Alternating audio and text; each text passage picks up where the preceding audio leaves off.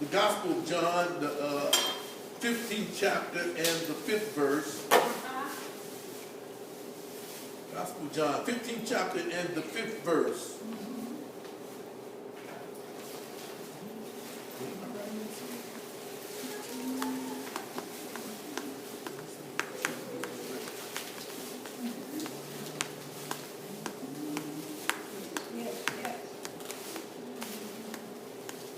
Yes, praise the Lord.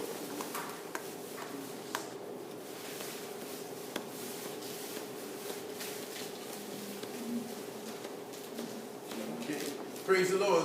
In the gospel said in John, it said, I am the true vine, All right now. and ye are the branches. He that abideth in me, and I in him, the same bringeth forth much fruit. For without me you can do nothing. Praise the Lord. I want to talk about the unity with Christ. All right now. Now, we look at the word as defined unity. It says an act or an instance of uniting two or more things into one. Yes. Bow our heads. So, Heavenly Father, we thank you for your loving kindness and your tender mercy. We thank you for your outstretched hand. We praise and we magnify you. We give you all the glory and all the honor. It belongs to you, my God. Hallelujah to your name. Lord, speak through the lips of clay, mere man and mortal. But thou have the words of eternal life. Speak to the confused mind today, Lord, and bring them peace. Speak to the brokenhearted and bind them back together with love. Speak to the feeble knees and give them strength to stand. And stand therefore in the evil day. We give you the glory. We give you the honor. We give you the praise. Encourage your saints. For Christ's sake we do pray. Amen and amen. So we see the word union means to bind together things, two or more things, and make it into one. All right now. It says a state of being so united means to bind together or to join together or to put together. We use the word union when we say in marriage. To become one flesh, united in one bond together. It says something formed by a combining of parts or members. They can call themselves a federation or an independent body or individuals. That's what we sometimes call us churches. So we bind together. We are a bunch of baptized believers. Hallelujah. Believing in Christ. A nation or a common, or people that go on together, an organization for a common good for each other.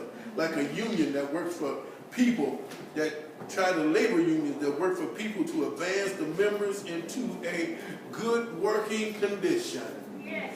The respect and wages. And we see all these emblems and these devices that mean that they bind folks together.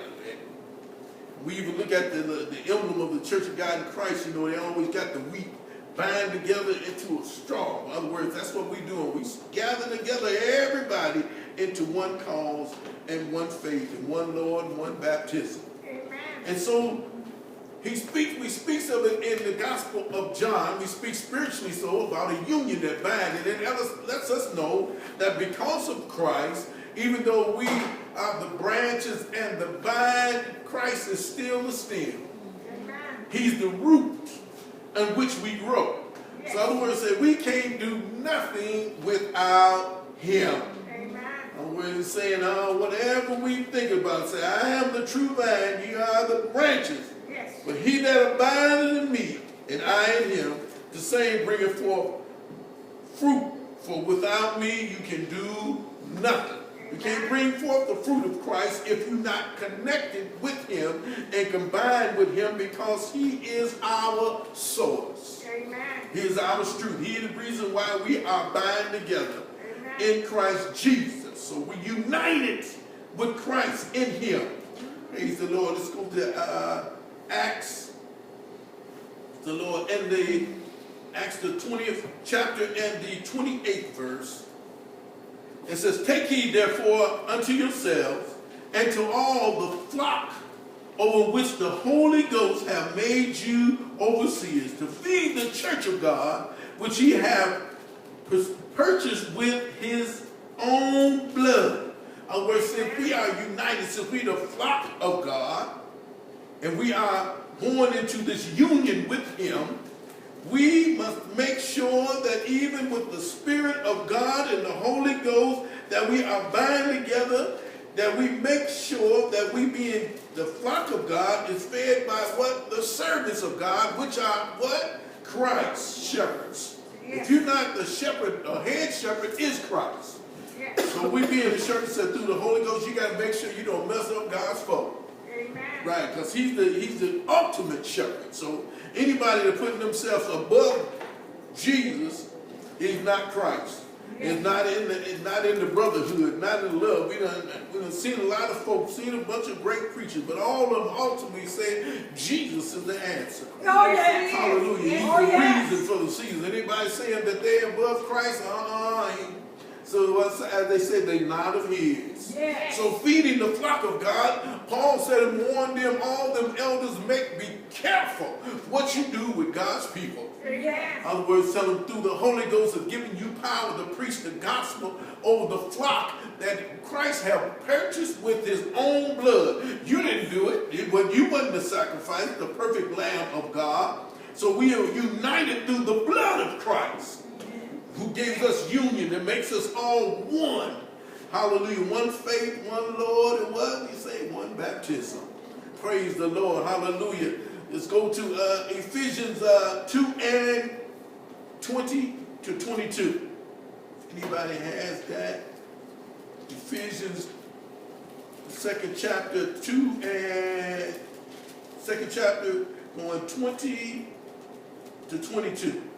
And are built upon the foundation of the apostles and prophets, Jesus Christ himself being the chief cornerstone, in whom all the buildings fitly framed together grow unto a holy temple in the Lord, in whom you also are builded together for a habitation of God through the Spirit.